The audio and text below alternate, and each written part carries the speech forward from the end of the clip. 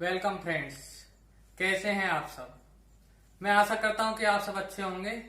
आज हम पढ़ाने वाले हैं यूटेराइन स्टिमुलेंट्स। यूटेराइन स्टिमुलेंट्स होते क्या हैं। यूटेराइन स्टिमुलेंट्स को हम ऑक्सीटोसिस भी कहते हैं।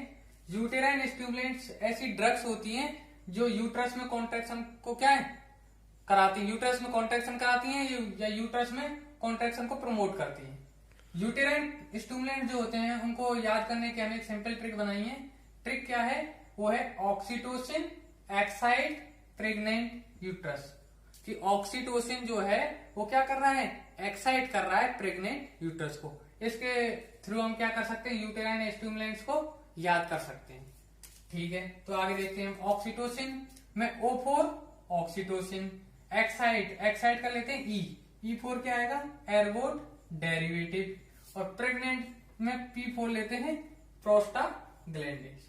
हमने क्या क्या पढ़ा कि O4 oxytocin, E4 ergot derivative और P4 प्रोस्टाग्लैंडिन्स। ऑक्सीटोसिन जो होता है ये वेरी इंपॉर्टेंट यूटेराइन स्टिमुलेंट्स होता है या ऑक्सीटोसिस होता है। ठीक है, अब हम आगे देखते हैं एर्गोट डेरिवेटिव। एर्गोट डेरिवेटिव दो होते हैं, एक होता है एर्गोमेट्रिन और एक होता है मिथाइल एर्गोमेट्रिन। एर्गोमेट्रिन, methyl ergometrine. एर्गोमेट्रिन जो होता है इसका एक अदर नेम भी होता है एर्गोनोवाइन। क्या है, एर्गोनोवाइन। ठीक है, हमने क्या पढ़ा, एर्गोट डेरिवेटिव पढ़े। एर्गोट डेरिवेटिव दो होते हैं, एक होता है एर्गोमेट्रिन, एक होता है मिथाइल एर्गोमेट्रिन। एर्गोमेट्रिन का एक अदर नेम क्या होता है, एर्गोनोवाइन। अब नेक्स्ट हम देखते हैं P4 प्रोस्टाग्लैंडिन। प्रोस्टा जो ग्लैंडिन है उसमें यूटेराइन स्टिमुलेंट की तरह एक्ट करती है। कौन कौन सी ड्रग्स आती हैं वो देखते हैं। प्रोस्टाग्लैंडिन में आता है PGE2, एक क्या आता है PGE2, एक क्या आता है PGF2, एक क्या आता है 15 मिथाइल PGF2 अल्फा, और एक होता है मीजोप्रोस्टोन। PGE2 जो होता है इसे बोलते हैं डीनोप्रोस्टोन। क्या बोलते हैं, डीनोप्रोस्टोन। PGF2 अल्फा इसे बोलते हैं डीनोप्रोस्ट। इसे क्या बोलेंगे, डीनोप्रोस्ट। और एक इसमें यदि 15 पोजीशन पे मिथाइल ग्रुप लग गया PGF2 अल्फा में तो उसे वो क्या बन जाएगा, कार्बोप्रोस्ट। और एक होता है मीजोप्रोस्टोल। ये वेरी इंपॉर्टेंट ड्रग होती है मीजोप्रोस्टोल। तो हमने प्रोस्टाग्लैंडिन में 4 ड्रग पढ़ी। एक डीनोप्रोस्टोन PGE2, एक पढ़ा PGF2 अल्फा, वो क्या था, डीनोप्रोस्ट। एक यदि उससे 15 पोजीशन में मेथिल ग्रुप लग गया तो क्या बन जाता है, कार्बोप्रोस्ट। और एक पढ़ा हमने मीजोप्रोस्टोल। अगेन इसको समराइज करते हैं। हमने क्या बताया कि uterine stimulants also known as oxytocics, इनको ऑक्सीटोसिस भी कहते हैं। यूटेराइन स्टिमुलेंट क्या कराते हैं, कॉन्ट्रैक्शन, कॉज यूट्रस कॉन्ट्रैक्शन। ठीक है, ऑक्सीटोसिस एक्साइट प्रेग्नेंट यूट्रस। ये क्या थी, इसकी ट्रिक थी याद करने की, oxytocin excite pregnant uterus. Oxytocin में O4 ऑक्सीटोसिन, E4 पढ़ा हमने एर्गोट डेरिवेटिव, दो पढ़े, एक तो एर्गोमेट्रिन, एक मिथाइल एर्गोमेट्रिन। फिर नेक्स्ट हमने क्या पढ़ा था, P4 प्रोस्टाग्लैंडिन हमने क्या पढ़ा था, PGE2 डीनोप्रोस्टोन, एक PGF2 अल्फा डीनोप्रोस्ट, एक कार्बोप्रोस्ट और एक मीजोप्रोस्टोल। हाय फ्रेंड्स, हम पढ़ रहे थे यूटेराइन स्टिमुलेंट्स। अब हम इनकी डीप स्टडी करते हैं। फर्स्ट ऑफ ऑल हम देखते हैं ऑक्सीटोसिन। ऑक्सीटोसिन क्या एक हार्मोन होता है। ऑक्सीटोसिन क्या होता है, एक हार्मोन होता है। हम देखेंगे कि ऑक्सीटोसिन कहाँ बनता है, कहाँ स्टोर होता है, क्या इसका एक्शन है, क्या इसके एडवर्स इफेक्ट है। सबसे पहले हम देखते हैं ऑक्सीटोसिन कहाँ बनता है। ऑक्सीटोसिन बनता है हाइपोथैलेमस में। अब हाइपोथैलेमस में कहाँ बनता है, हाइपोथैलेमस के सुप्राऑप्टिक पैरावेंट्रिकुलर जो न्यूक्लियाई होते हैं वहां पे बनता है। किसके साथ बनता है, along with ADH, anti diuretic hormone के साथ हाइपोथैलेमस के सुप्राऑप्टिक पैरावेंट्रिकुलर न्यूक्लियाई में क्या ऑक्सीटोसिन की सिंथेसिस होती है, ऑक्सीटोसिन बनता है। नेक्स्ट स्टेप हम देखते हैं कि स्टोर कहाँ होता है। ये स्टोर होता है पोस्टीरियर पिट्यूटरी, पोस्टीरियर जो पिट्यूटरी ग्लैंड होती है उसमें ये स्टोर होता है। उससे नेक्स्ट हम देखते हैं कि ये रिलीज कैसे होता है।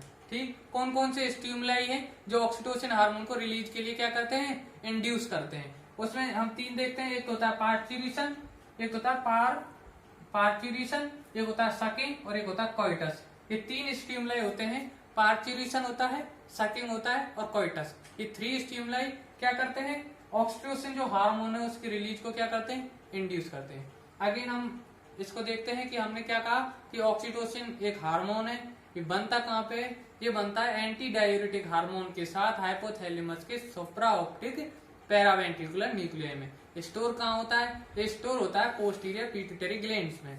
फिर हमने कहा कि इसे रिलीज, जब ऑक्सीटोसिन रिलीज के लिए कौन कौन से स्टिमुलाई हैं जो ऑक्सीटोसिन हार्मोन को रिलीज के लिए इंड्यूस करते हैं। इसमें पार्चुरेशन आएगा, सकिंग आएगा और कोइटस आएगा। हाय फ्रेंड्स, हम पढ़ रहे थे ऑक्सीटोसिन के बारे में। अब हम पढ़ते हैं ऑक्सीटोसिन के फार्माकोलॉजिकल एक्शन। सबसे पहले हम देखते हैं ऑक्सीटोसिन के फार्माकोलॉजिकल एक्शन यूट्रस पे। ऑक्सीटोसिन क्या करता है, स्टिमुलेट करता है कॉन्ट्रैक्शन ऑफ प्रेग्नेंट यूट्रस, या प्रेग्नेंट यूट्रस के कॉन्ट्रैक्शन को क्या करता है, स्टिमुलेट करता है।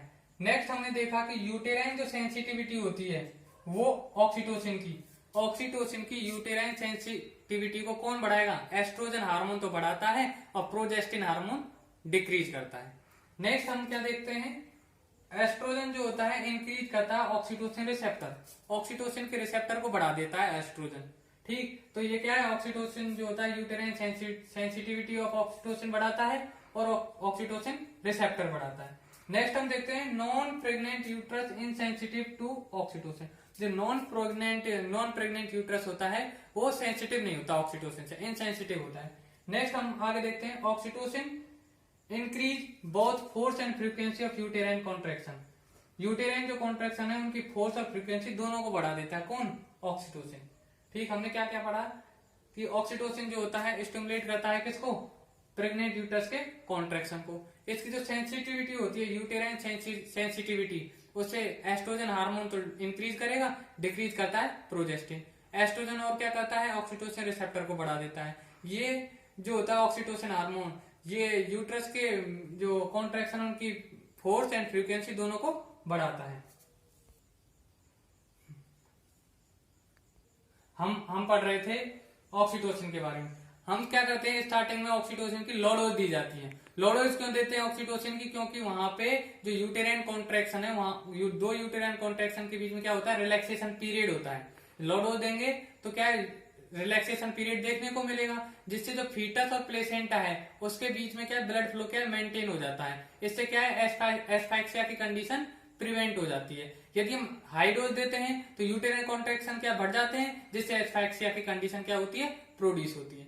अगेन मैं रिपीट कर रहा हूं कि ऑक्सीटोसिन जो हार्मोन है, ऑक्सीटोसिन जो ड्रग है, इसकी लो डोज दी जाती है बिकॉज यूटेराइन कॉन्ट्रैक्शन के बीच में क्या एक रिलैक्सेशन पीरियड डेवलप हो जाता है, जो क्या करता है, प्लेसेंटा और फीटस के बीच में जो ब्लड फ्लो होता है उसे क्या करता है, मेंटेन करता है, जिससे एस्फाइक्सिया क्या है, प्रिवेंट हो जाती है। बट जब हाई डोज देते हैं तो क्या होगा, रिलैक्सेशन पीरियड डेवलप नहीं हो पाएगा। रिलैक्सेशन पीरियड डेवलप क्यों नहीं हो पाएगा, क्योंकि यूटेराइन कॉन्ट्रैक्शन क्या बहुत ज्यादा होंगे, इससे एस्फाइक्सिया की कंडीशन प्रोड्यूस होती है।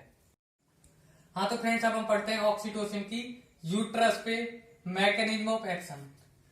यूट्रस पे मैकेनिज्म ऑफ एक्शन क्या है ऑक्सीटोसिन की। ऑक्सीटोसिन जो होता है ये बाइंड करता है to specific G protein couple receptor, G protein couple receptor, GPCR, G protein couple receptor on myometrium. Myometrium पे जो जी प्रोटीन कपल रिसेप्टर होते हैं उनसे ऑक्सीटोसिन क्या करेगा, बाइंड कर जाएगा। बाइंड करने के बाद IP3 का जनरेशन होता है, किसका, आइनोसिटोल ट्राइफॉस्फेट का। कैल्शियम रिलीज होता है कहां से, सेल के अंदर जो स्टोर कैल्शियम है वो रिलीज होता है। Next, increase production of prostaglandin. Prostaglandin जो होते हैं उनका क्या है, प्रोडक्शन बढ़ जाता है। प्रोस्टाग्लैंडिन का प्रोडक्शन कहां से बढ़ जाता है, एंडोमेट्रियम से बढ़ जाता है। ठीक, इससे क्या होगा, प्रेग्नेंट यूट्रस में कॉन्ट्रैक्शन होते हैं। हमने क्या पढ़ा, मैकेनिज्म ऑफ एक्शन क्या है यूट्रस पे ऑक्सीटोसिन की। सबसे पहले जो मायोमेट्रियम है, मायोमेट्रियम में क्या होते हैं, जी प्रोटीन कपल रिसेप्टर होते हैं। जी प्रोटीन कपल रिसेप्टर पे जाके ऑक्सीटोसिन बाइंड करेगा। बाइंड करता है, जैसे ऑक्सीटोसिन जीपीसीआर से बाइंड किया, IP3 का क्या होगा, जनरेशन होगा। सेल के अंदर जो स्टोर कैल्शियम वो क्या होता है, रिलीज होता है। और जो एंडोमेट्रियम है उससे प्रोस्टाग्लैंडिन क्या होता है, प्रोस्टाग्लैंडिन का प्रोडक्शन बढ़ जाता है। ये सारी चीजें क्या करती हैं, प्रेग्नेंट यूट्रस को कॉन्ट्रैक्शन के लिए इंड्यूस करती हैं। हाँ तो फ्रेंड्स, हम पढ़ रहे थे ऑक्सीटोसिन के फार्माकोलॉजिकल एक्शन। हमने यूट्रस पे देख लिए थे, अब हम देखते हैं ब्रेस्ट पे, CVS पे और किडनी पे। ऑक्सीटोसिन जो होता है ब्रेस्ट पे, ऑक्सीटोसिन कॉन्ट्रैक्ट करेगा myo epithelial cells of breast. Breast की जो मायो एपिथेलियल सेल्स होती है उनको क्या करता है, कॉन्ट्रैक्ट कर देता है। और क्या क्या क्या करता है, कॉज मिल्क इजेक्शन, मिल्क को क्या है, इजेक्ट करता है। मिल्क इजेक्शन हार्मोन भी ऑक्सीटोसिन को इसी कारण कहा जाता है। नेक्स्ट हम देखते हैं कार्डियोवैस्कुलर सिस्टम पे क्या एक्शन है इसका। ऑक्सीटोसिन की यदि हम हाई डोज देते हैं तो ये क्या एक्शन होता है इसका, वेजोडाइलेशन करा देगा और ये क्या करता है, ट्रांजिएंट हाइपोटेंशन करा देता है। ठीक, इससे क्या होगा, रिफ्लेक्स टैकिकार्डिया देखने को मिलेगी। हमने क्या कहा कि सीबीएस जो है वहां पे ऑक्सीटोसिन के हाई डोज दे दी तो वेजोडाइलेशन और ट्रांजिएंट हाइपोटेंशन होगा, उससे क्या होगा, रिफ्लेक्स टैकिकार्डिया होगा। नेक्स्ट हम देखते हैं किडनी पे क्या एक्शन है। किडनी पे हम क्या देखते हैं, ऑक्सीटोसिन के हाई डोज यदि हम देते हैं तो क्या करता है oxytocin, anti diuretic hormone ADH like action show करता है। ये क्या करेगा, यूरिन का जो आउटपुट है उसे क्या कर देगा, कम कर देगा। हमने क्या कहा कि ऑक्सीटोसिन ब्रेस्ट पे क्या करता है, ब्रेस्ट की मायोएपिथेलियल सेल्स में क्या करा देगा, कॉन्ट्रैक्शन करा देगा और मिल्क को क्या करवाता है, इजेक्ट करवाता है, इसलिए इसे क्या बोलते हैं, milk ejection hormone. CBS cardiovascular system पे इसका क्या एक्शन होता है, वहां पे यदि हम ऑक्सीटोसिन के हाई डोज देते हैं, हाई डोज देते हैं तो क्या देखने को मिलेगा, ट्रांजिएंट हाइपोटेंशन देखने को मिलेगी और वेजोडाइलेशन देखने को मिलेगी। उससे क्या होगा, टैकिकार्डिया हो जाएगा, रिफ्लेक्स। नेक्स्ट हमने क्या पढ़ा, किडनी, किडनी पे इफेक्ट देखें, किडनी पे एक्शन देखें तो क्या होता है कि ऑक्सीटोसिन की यदि हम हाई डोज देते हैं तो ये क्या करता है, एडीएच जो हार्मोन है, एडीएच हार्मोन के जैसा एक्शन दिखाता है और क्या करता है, यूरिन आउटपुट को कम कर देता है। हाँ तो फ्रेंड्स अब हम पढ़ते हैं ऑक्सीटोसिन की प्रिपरेशन के बारे में। ऑक्सीटोसिन की प्रिपरेशन यदि हम देखें तो ये not effective orally, orally effective नहीं होता बिकॉज क्योंकि ऑक्सीटोसिन क्या है, एक पेप्टाइड होता है, पेप्टाइड हार्मोन होता है। इसे हम देते हैं इंट्रावीनस या इंट्रामस्कुलर रूट से।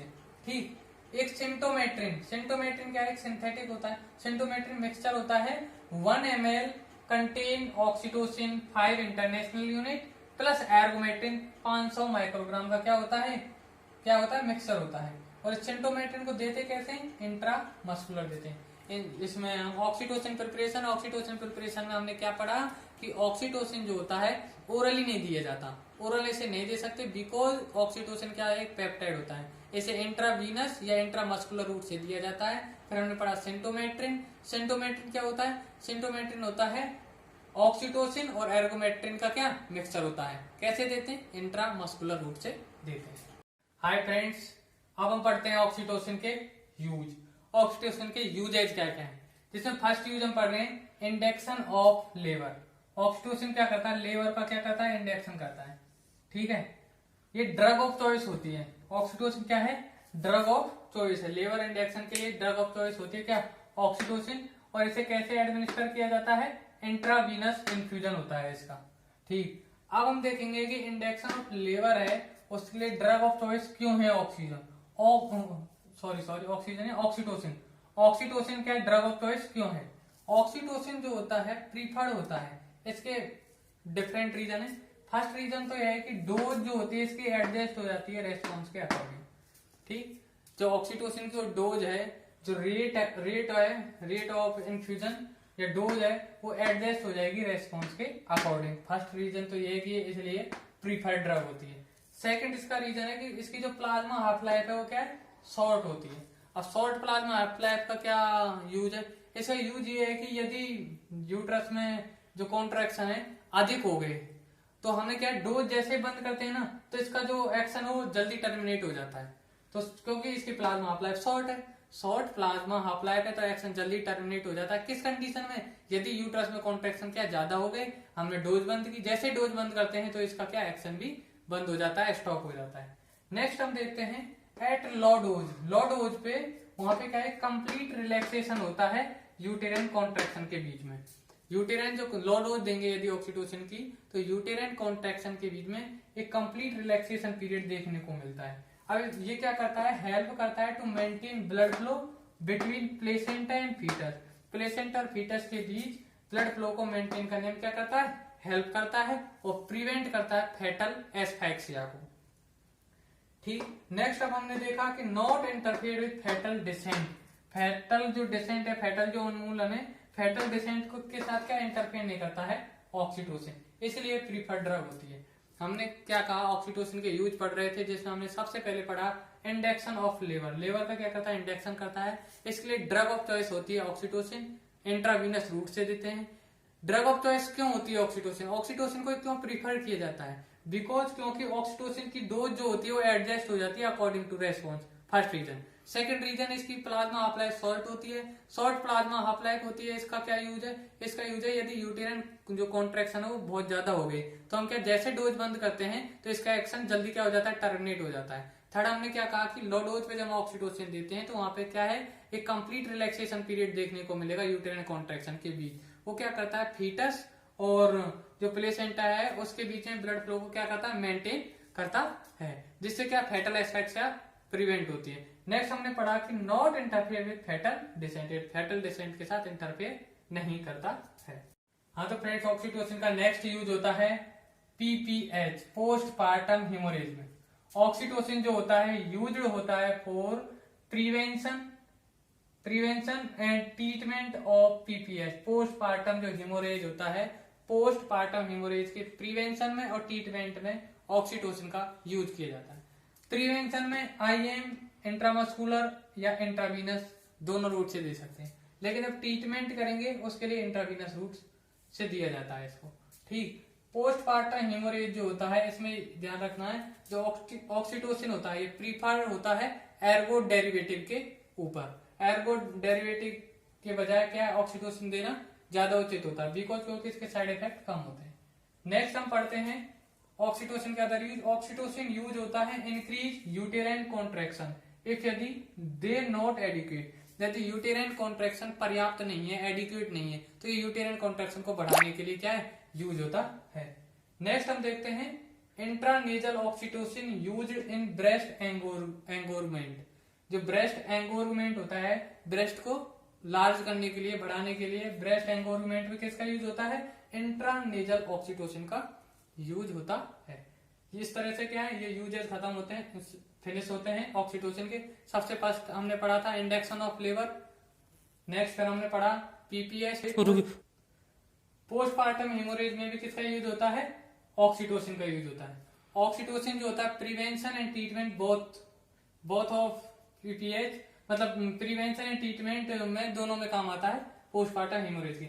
नेक्स्ट हमने पढ़ा था ऑक्सीटोसिन यदि यूटेराइन कॉन्ट्रैक्शन एडिक्वेट नहीं होते तो उनको बढ़ाने में यूज होता है। इसके नेक्स्ट हमने पढ़ा इंट्रानेजल जो ऑक्सीटोसिन होता है और ब्रेस्ट एंगोरमेंट में यूज होता है। इस तरह से यूज है, इसके फिनिश होते हैं। इसके बाद हम पढ़ते हैं adverse effect of oxytocin. Oxytocin के क्या क्या एडवर्स इफेक्ट है। नंबर 1 है यूटेराइन हाइपर स्टिमुलेशन। यूटेराइन क्या है, उसका बहुत ज्यादा स्टिमुलेशन हो जाता है। यदि हम ऑक्सीटोसिन की हाइडोज दे देते हैं, उससे क्या है, हाइडोज देंगे तो यूटेराइन हाइपर स्टिमुलेशन शो करता है या देखने को मिलता है। यूटेराइन हाइपर स्टिमुलेशन होगा तो क्या होगा, यूटेराइन, इसका रिजल्ट क्या होगा हाइपर स्टिमुलेशन का, इससे क्या यूटेराइन रप्चर हो सकता है, फैटल एस्फैक्सिया की कंडीशन प्रोड्यूस हो सकती है, फैटल डेथ भी हो सकती है। ठीक, नेक्स्ट हम पढ़ते हैं एडवर्स इफेक्ट में क्या है, एक यदि लार्ज अमाउंट ऑफ फ्लूइड का लार्ज अमाउंट हम देते हैं ऑक्सीटोसिन के साथ इन्फ्यूज किया जाता है तो वाटर इंटॉक्सिकेशन की कंडीशन देखने को मिलेगी। यदि ऑक्सीटोसिन के साथ हम क्या बहुत ज्यादा मात्रा में क्या फ्लूइड इन्फ्यूज कर रहे हैं तो वाटर इंटॉक्सिकेशन हो सकता है। वाटर इंटॉक्सिकेशन में हमको क्या देखने को मिलेगा, हेडेक देखने को मिलेगा, वॉमिटिंग, ड्राउजीनेस और कन्वल्जन देखने को मिलेगा। हमने क्या कहा ऑक्सीटोसिन के एडवर्स इफेक्ट। सबसे पहले हमने पढ़ा हाइपर स्टिमुलेशन हो सकता है। हाइपर स्टिमुलेशन किसका, यूटेराइन का। यूटेराइन का हाइपर स्टिमुलेशन किस कारण से होगा, ये होगा हाई डोज ऑफ ऑक्सीटोसिन के कारण। इससे रिजल्ट क्या होगा, फैटल एस्फैक्सिया हो सकता है, फैटल डेथ हो सकती है, यूटेराइन की जो मेम्ब्रेन है रप्चर हो सकती है। नेक्स्ट हमने पढ़ा कि यदि बहुत ज्यादा large amount of fluid infuse किया जाता है ऑक्सीटोसिन के साथ तो क्या होगा, वाटर इंटॉक्सिकेशन हो जाएगा, जिसके साइन एंड सिम्टम्स क्या है, हेडेक, वॉमिटिंग, ड्राउजीनेस और कन्वल्जन। हाय फ्रेंड्स, अब हम नेक्स्ट पढ़ते हैं एर्गोट डेरिवेटिव। एर्गोट डेरिवेटिव हमने दो पढ़े थे, एर्गोमेट्रिन, मिथाइल एर्गोमेट्रिन। एर्गोमेट्रिन क्या होता है, नेचुरल होता है। मिथाइल एर्गोमेट्रिन सिंथेटिक एर्गोट एल्केलॉइड होता है। एर्गोमेट्रिन जो होता है वो नेचुरल होता है और मिथाइल एर्गोमेट्रिन सिंथेटिक होता है। मिथाइल जो एर्गोमेट्रिन है ये क्या मोर पोटेंट होता है, इसके कंपैरिजन टू एर्गोमेट्रिन। मिथाइल एर्गोमेट्रिन जो होता है मोर पोटेंट टू कंपैरेटिव एर्गोमेट्रिन से कंपेयर करेंगे तो ये क्या है, ये वाला अधिक मोर पोटेंट होता है। अब इनके यूजेज क्या क्या है। सबसे फर्स्ट यूज है, ये यूज होते हैं for prevention and treatment of postmortem haemorrhage. PPH जो होता है पोस्टमार्टम हेमोरेज के प्रिवेंशन ट्रीटमेंट में एर्गो डेरिवेटिव का क्या है यूज होता है। बट मोर इफेक्टिव क्या था, ऑक्सीटोसिन क्या था, मोर इफेक्टिव था। सेकंड, आफ्टर सिजेरियन सेक्शन के बाद मिथाइल एर्गोमेट्रिन दिया जाता है यूटेराइन एटोनी को रोकने के लिए। यूटेराइन जो एटोनी है उसे प्रिवेंट करने के लिए क्या दिया जाता है, मिथाइल एर्गोमेट्रिन दिया जाता है सिजेरियन सेक्शन के बाद। और ये क्या कंट्रोल करता है, ब्लीडिंग को कंट्रोल करता है। ठीक, नेक्स्ट हमने थर्ड यूज हम देखते हैं क्या, ये जब ओरली देते हैं, यूज ओरली टू हेस्टेन मतलब increase, fast, Hari the involution of uterus के इन्वोल्यूशन को बढ़ाता है when जब ये डिले होता है। तो हमने इसके 3 यूज पढ़े। फर्स्ट, पोस्टमार्टम हेमोरेज के प्रिवेंशन एंड ट्रीटमेंट में यूज होता है। सेकंड, हमने क्या पढ़ा, सिजेरियन सेक्शन के बाद मिथाइल एर्गोमेट्रिन दिया जाता है टू प्रिवेंट यूटेराइन एटोनी, जो क्या करता है, कंट्रोल करता है ब्लीडिंग को। और when जब इसे ओरली देते हैं, use to orally to hasten the involution of uterus when जब इट इज डिले। नेक्स्ट अब हम पढ़ते हैं कॉन्ट्रा इंडिकेट कहाँ होते हैं, एर्गो डेरिवेटिव कहाँ कॉन्ट्रा इंडिकेट होते हैं। ये कॉन्ट्रा इंडिकेट होते हैं हाइपरटेंशन की कंडीशन में, ये पीवीडी पेल्विक वेस्कुलर डिजीज की कंडीशन में, पेल्विक वेस्कुलर डिजीज हो जाए, सेप्सिस की कंडीशन में क्या होते हैं, ये कॉन्ट्रा इंडिकेट होते हैं। प्री एक्लेम्सिया और एक्लेम्सिया में क्या होते हैं, कॉन्ट्रा इंडिकेट होते हैं। कहाँ कॉन्ट्रा इंडिकेट होते हैं, प्री एक्लेम्सिया में, एक्लेम्सिया में, पेल्विक वेस्कुलर डिजीज में और हाइपरटेंशन में, और नेक्स्ट सेप्सिस में। इसको नहीं दिया जाता क्योंकि वहां क्या कॉन्ट्रा इंडिकेट होते हैं एर्गोट डेरिवेटिव। एडवर्स इफेक्ट में एक याद रखेंगे, इंटरफेयर विद लैक्टेशन। ये क्या लैक्टेशन के साथ क्या कर देते हैं, इंटरफेयर कर देते हैं। ये क्या करते हैं, प्रोलैक्टिन जो हार्मोन होता है उसका सेक्रेशन घटा देते हैं। नेक्स्ट समराइज करते हैं। फर्स्ट हमने क्या था, ergot derivative two types, ergometrine, methyl ergometrine. Ergometrine क्या था, नेचुरल था, ये सिंथेटिक था और मोर पोटेंट था। फिर यूज पढ़े, पीपीएच में यूज होता है आफ्टर सिजेरियन सेक्शन के बाद मिथाइल एर्गोमेट्रिन देते हैं टू प्रिवेंट क्या, यूटेराइन हेस्टेन, जो क्या करता है, कंट्रोल करता है ब्लीडिंग को। ओरली दिया जाता है because hasten the involution of uterus when it is delay. और कॉन्ट्राइंडिकेशन हमने क्या देखे थे, पीवीडी पेल्विक वेस्कुलर डिजीज देखा था, सेप्सिस देखा था, एक्लेम्सिया देखा था और प्री एक्लेम्सिया देखा था और हाइपरटेंशन देखा था। एडवर्स इफेक्ट में क्या देखा था, interfere with interfere with lactation, lactation के साथ इंटरफेयर कर देगा जिससे क्या होता है, प्रोलैक्टिन का सिक्रेशन घट जाता है। हाँ, तो अब नेक्स्ट हम पढ़ते हैं प्रोस्टाग्लैंडिन। प्रोस्टाग्लैंडिन के बारे में हम पढ़े कि ये यूटेराइन स्टिमुलेंट की तरह कैसे एक्ट करते हैं।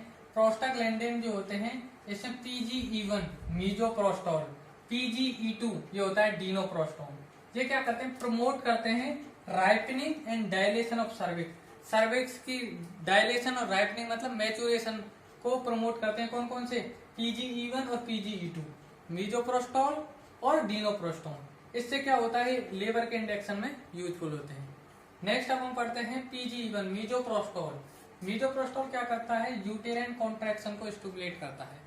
यूट्रस में कॉन्ट्रैक्शन को क्या करता है, स्टिमुलेट करेगा। और ये ट्रीटमेंट और प्रिवेंशन ऑफ पीपीएच में भी यूजफुल होता है। पोस्टमार्टम जो हेमोरेज है उसके प्रिवेंशन एंड ट्रीटमेंट में यूजफुल होता है। PGE1 जो होता है मीजोप्रोस्टोल, इसे देते कैसे हैं, ओरल रूट से दे सकते हैं या फिर कैसे दे सकते हैं, सबलिंगुअल रूट से दिया जा सकता है। समराइज कर लेते हैं अगेन। फर्स्ट हमने क्या कहा, प्रोस्टाग्लैंडिन में हमने पढ़ा PGE1 और PGE2। PGE1 मीजोप्रोस्टोल और PGE2 था डिनोप्रोस्टोल। ये प्रमोट करते थे राइपनिंग को एंड डायलेशन ऑफ सर्विक्स की राइपनिंग और डायलेशन को क्या करते थे, प्रमोट करते थे। इस तरह से ये क्या इंडक्शन ऑफ लेबर में यूजफुल होते थे। फिर हमने कहा कि PGE1 जो होता है मीजोप्रोस्टोल या मीजोप्रोस्ट, ये स्टिमुलेट करता है यूटेराइन कॉन्ट्रैक्शन को, पीपीएच के प्रिवेंशन एंड ट्रीटमेंट यूजफुल होता है। और इसे देते कैसे हैं, ओरली या सबलिंगुअली दिया जाता है। इस तरह से टॉपिक कंप्लीट होता है। Please like, share and subscribe my YouTube channel Medcom Study. Thank you for watching.